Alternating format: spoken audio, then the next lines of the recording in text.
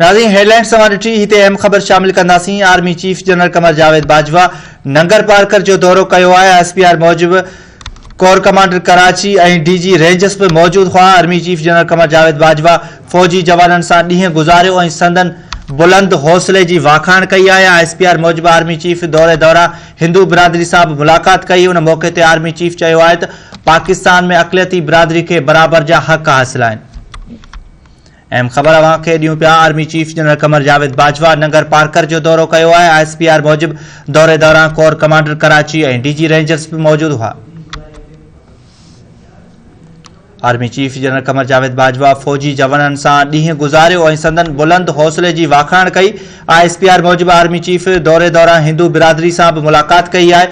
उन मौक़े ते आर्मी चीफ चयो आहे त पाकिस्तान में अक़लियती बिरादरी खे बराबर जा हक़ हासिल आहिनि।